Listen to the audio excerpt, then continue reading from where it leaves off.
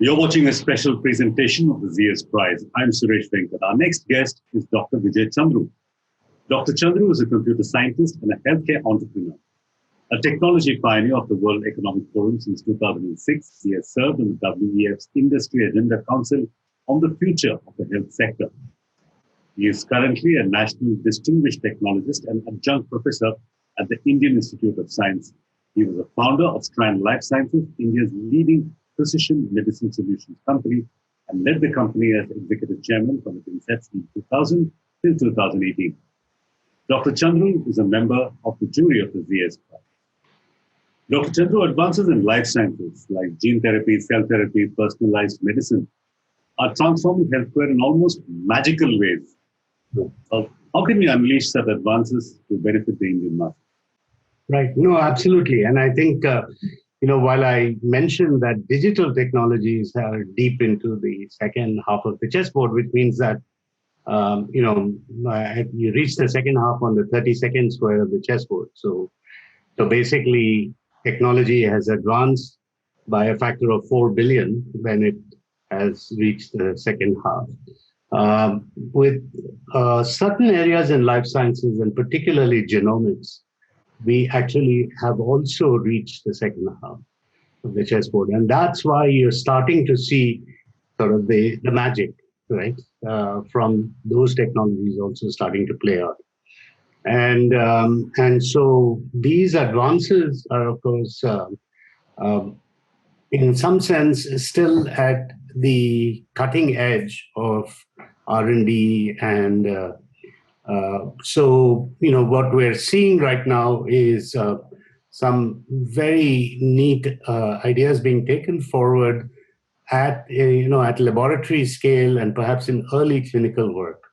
What we will see roll out in the next few years will be something that would be extraordinary. But already, you see that you could actually do manipulations at a single cell level. You could be doing, cell therapies, gene therapies. And these are starting to come. They're expensive because there's been a lot of R&D that has had to be done to bring it to this stage. So the innovation has to be rewarded.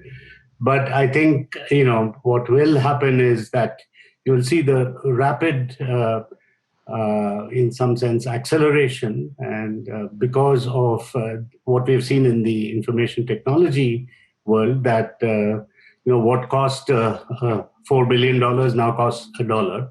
So we're similarly going to see advances that will make many of these technologies and therapies actually accessible and affordable. What will it take to make these advances in life sciences affordable? Well, life sciences is a little different from information technology in the sense that, there are two or three differences, right?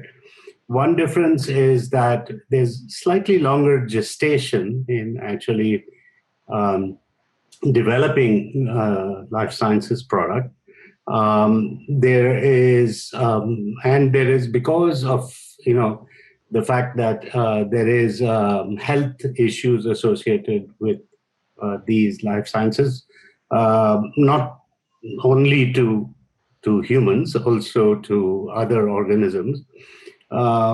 There's always a regulatory aspect as well with life scences, and so once you develop something, you also have to make sure that it is safe and it meets the standards. It goes through the regulatory pathways.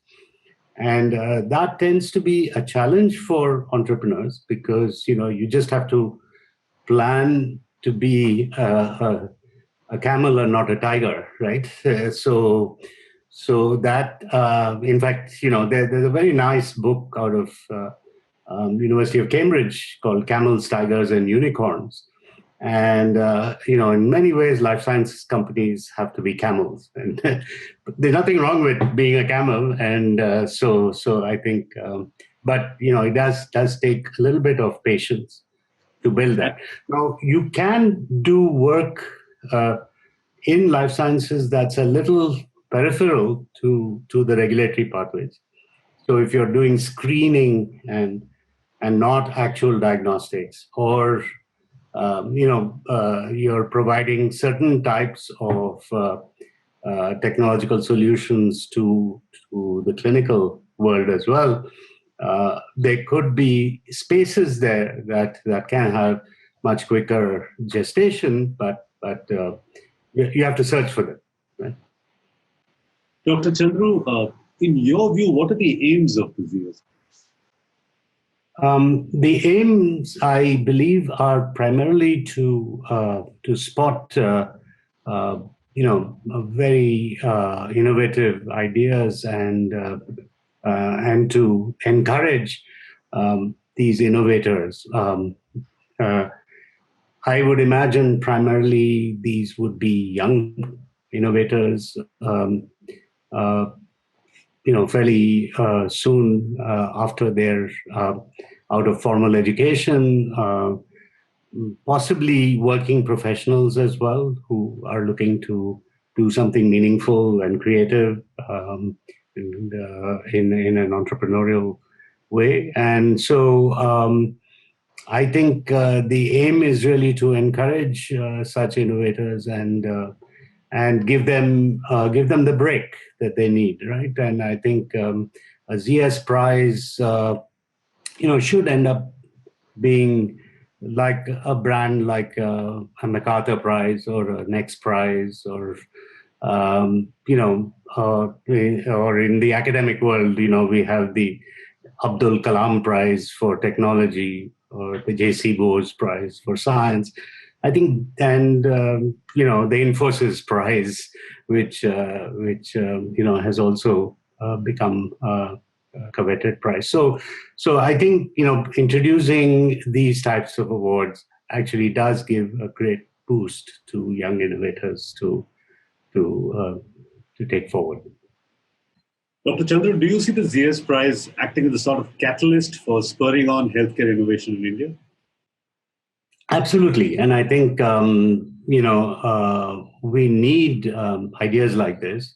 In fact, when some of us had gotten together to propose the Atal Innovation Mission back in 2014-15, when it was just being thought of, one of the things that we really focused on was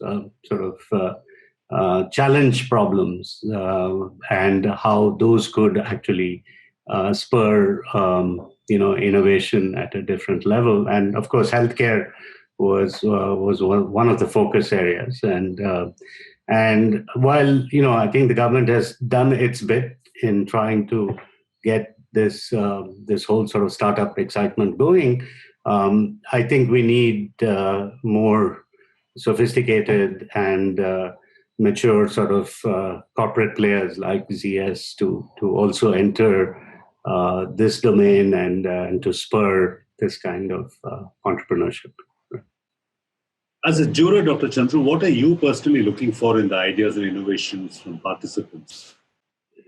Well, as a juror, I'm particularly interested in of course, because of all the work that I've done in life sciences, I would be interested in ideas that take life sciences to the clinic, so from the bench to the bedside, so to speak.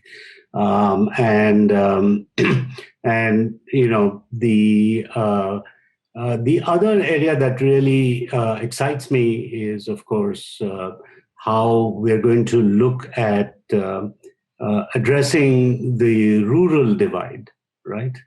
And can we actually develop disruptive technologies now to help the national digital health mission play out, right? And I think lots of infrastructure being put in place with the health stack, health exchanges, lots of, electronic health record focus areas and so on. So there'll be opportunities within these and also to build on top of these that would be exciting. And digital health is an area that really excites me. Dr. Chandru, solving for India is one of the big themes of the ZS Prize. And as you already know, the ZS Prize is open to students, and not just students of medicine or life sciences. It's open to students across the spectrum. You could be an architecture student, a commerce student, an art student, or any kind of student, and you could still take part in the ZS Prize. What's your advice to student teams who are likely to participate in the ZS Prize? Well, I think this is a very exciting opportunity for students to think about competing for this prize. And as you point out, I think the students who come from varying backgrounds, but what really matters is how you put together this multidisciplinarity that you might have in your teams, and come out with innovative ideas. And quite frankly, it does take multidisciplinary teams to actually today think about how you could address many of these issues. So I think it's for the student teams who are thinking of entrepreneurship as a path forward. And this is increasingly the case. We see even students who go through doctoral programs today actually now seriously consider whether they want to go down the entrepreneurial path rather than the standard academic career paths. So I think this can open up all kinds of opportunities for students at varying levels and from different disciplines. Dr. Vijay Chandru, thank you for talking to us at the ZS Prize. Watch this space for more. Thank you for having me. I'm very happy to have been a part of this and look forward to seeing the great innovative ideas coming up from the competitors.